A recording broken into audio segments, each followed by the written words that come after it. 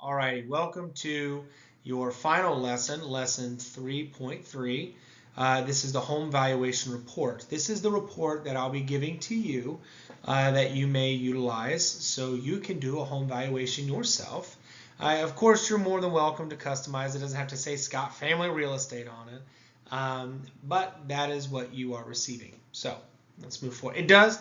Fair warning, when I made it into a slideshow, it adjusted the format a little bit. So you have a copy of this on this lesson. You can just simply download it. But it does look slightly different, but information is the same. All right, so the very first thing, you're going to put your property address on the very top. That is the subject property, the property in question. The type of inspection. So the type of inspection is one of three types of inspection. It's either in person, indirect, or virtual. There is no other appropriate inspection, right? So what is in person? Well, obviously it's in person. They do the inspection, they walk the house in person. Or if you do virtual, that's where you're doing a virtual walkthrough. That is not pictures on the phone or from Zillow or whatever, or the MLS system. That is essentially you with someone from the home going and you're saying walk through the living room, turn the camera, let me see things, and you're taking your notes and you're understanding what's happening. You're also receiving pictures at this point because whether in person or virtual, you will need pictures to follow up with this. Then there is an indirect inspection. This is where you have enough photos of every single room and every single utility and every single feature of the home to make an indirect valuation of the home. Now, this is something that I have done for properties in Texas or Louisiana or Florida, somewhere where I'm 13, 14 hours away from. They need something fast to make a decision on a purchase or a buy. You know, these are where these sort of things come in. I'm like, okay, well, all I have is the photos, but if the photos are accurate, right, I will give a lot of attention to detail to the photos, right? As long as the photos are accurate and plentiful, you can successfully perform a valuation indirectly, right, with an indirect inspection. Market area boundaries. This is where we talked about one of our very first lessons in lesson 1, sublesson lesson 1, north, south, east, west. What are your boundaries for your market area? Purpose, to determine the fair market value of the subject property for private or personal purposes. The disclaimer on here has to be on here because this is not an appraisal. Appraisal laws and appraisal regulation is very specific. You can have valuations, but you cannot do appraisals unless you are a certified appraisal or a licensed appraiser or a general appraiser or even a registered appraiser in the state in question. Even in this state, you have to have a specific area in which you can do appraisals and typically tied to your MLS. So for example, I'm a registered real estate appraiser in the state of Ohio. Because of my education, I can do commercial and residential within my firm as long as I have signed off by an appropriate supervisor on who to refuse my work. And then as I go to do that, right, I cannot, because I'm in the Dayton area, I can only use the Dayton MLS and do appraisals for the Dayton potential properties. If I try to go to Cleveland and appraise a property, my appraisal will not be valid because I am not a subject area expert of that particular market. And we use two different MLS systems. So that's why that has to be on here. This, this disclaimer cannot be removed for whatever reason. It cannot be scratched out, and anybody who removes it or scratches out is not with my permission, and I'm not giving that instruction to do so. So I want to make that very clear. This is not an official appraisal, and this report is not intended to be used or should be used for financing or any other official purposes deemed by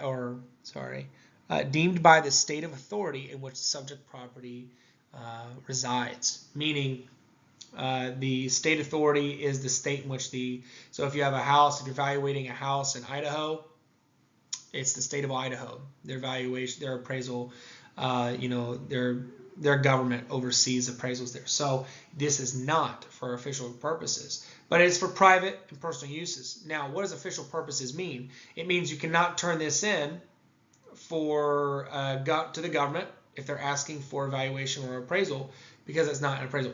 Essentially, or any other firm or any other lender, it is anyone who says, I need an appraisal.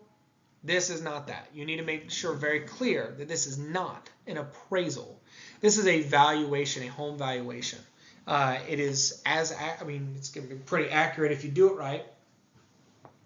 Sorry to adjust my seating, but it is not going. It's legally not an appraisal. All right, I spent too much time on that disclaimer. Subject property information. I think that's pretty straightforward. You have your property type, your year built, lot size, building size, number of rooms and bathrooms, fireplace, patio, front porch, pool, basement, garage, barn, driveway, quality rating, condition rating. All of that is going to be right there. You need to mention if it is in there in the description. You can chicken scratch it however you want to do it. You want to make it as readable as possible, but you need to make it as legible, right? So if there's a pool, like for example, the pool, basement, garage, barn. If it has a pool, if it has a basement, if it has a garage, it has a barn. Now what I mean by pool, it has to be in ground. So it has to be a year-round, fully installed pool, not an above-ground pool, right? It has to be a permanent structure. So if it has a pool, you just put in the description 1. / basement. If it has a basement, 1 / if it has a garage, put 2 car or 1 car or 0, right? Doesn't have a garage. Right? / barn. If it has a barn, put NA, not applicable, or 0, or however you want it, but you need to make it very clear on your description what you're doing.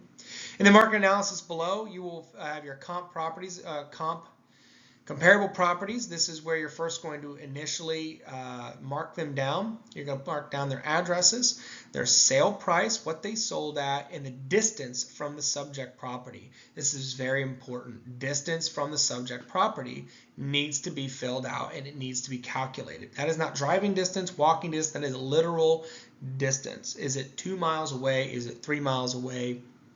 Is it 0.1 miles away, 0.5 miles away? Typically, you want to keep it within a mile unless it's rural, but you still need distance from the subject property because this is going to greatly affect your weight when you go to do your weighted value. All right, the next page of this is essentially just everything you did for the subject property on the property description and property details. You're going to do that for property number 1 and property number 2. Moving on. Property number 3. Then you are going to perform your sketch of your subject property right there on section 6. If it's a 2-floor, it's got a basement and it's got a first floor, ground floor level, you're going to do 2 sketches of those basement and ground floor. You need to clarify what they look like. If there's a second floor, a ground floor, and a basement, you're going to do 3 sketches of what those look like right there. You're going to fit it in as best as you can within that half a page, right? It doesn't need to be big, doesn't need grand, but you need to put your sketch in there. This is for your reference. It is there for you. Finally, and this is the end of this, right? Your valuation methods. Sales comparison approach. Your adjustment number 1, adjustment number 2, adjustment number 3, adjustment number 4. I don't know what you're putting on the adjustments, right? You can, like we determined on the adjustments lesson, sub-lesson, you need to decide what your 4 adjustments are going to be. You're not going to have only 3 adjustments. You are not going to have 5 adjustments. You need to have 4 adjustment areas, right? No 3 properties, or 4 properties really, because the subject property, are going to be that close where you're not going to have 4 adjusted areas. You'll more than likely have more, but you need to find the ones that will value or affect the value of your homes most, right? Then you're going to do an estimated value range. You're going to put it right there. Now, this is where it gets a little fidgety. The next chart down is a weighted comparison approach. Don't know why it looks like that. What you'll get is a little bit different. This is where you do the comparable property, right? The sold price and the weight, right? The adjusted price and the weight, or sold price and the weight. It quite literally doesn't matter. The weight you give it, the calculations that you do per our adjustment slide, you're not going to essentially do them on here. You don't have to show the math on your valuation report. You're essentially putting down the information, but whatever information you put down needs to be accurate and needs to be relevant. Your property condition, right? Your property condition is a description of your property.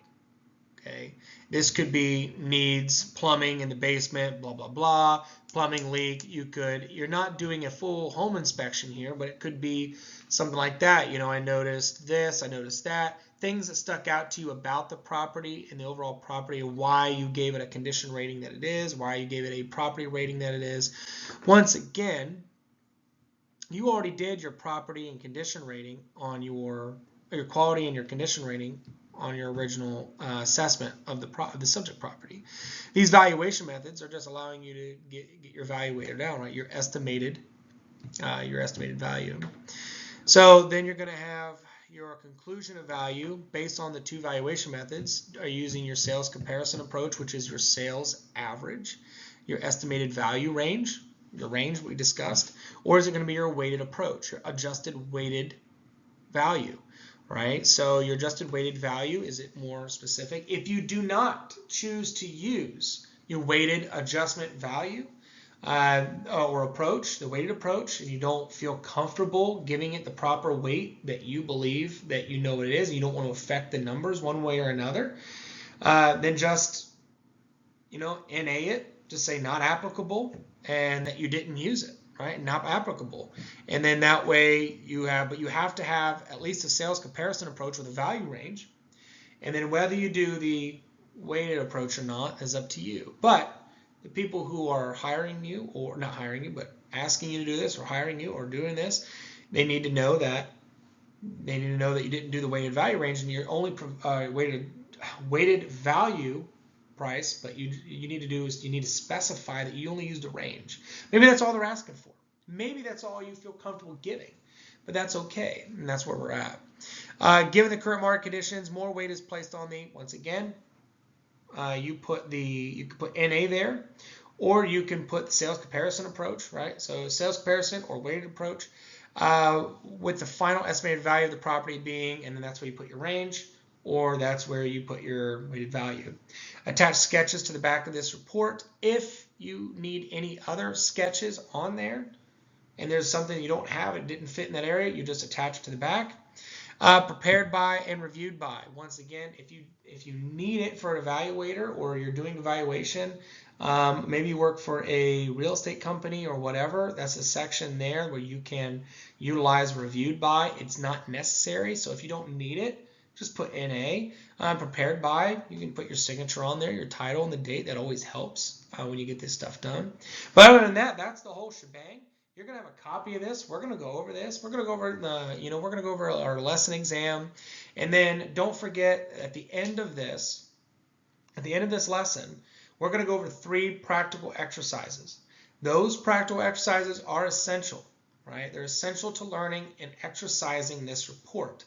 Take a look at the report, take a look at everything we went over, everything that you did. It seems like a small report. It's only 5 pages, really 4, right? 4 pages of information, but everything that we learn, the hours of training that you have done already, help you fill this report out accurately and effectively, which is going to give you the most accurate and effective price or value range.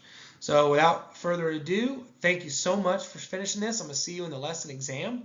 My name is Tyler Scott. I'm your instructor with the Scott Family Real Estate Company. This is DIY Home Valuation Mastery, and I'll see you soon.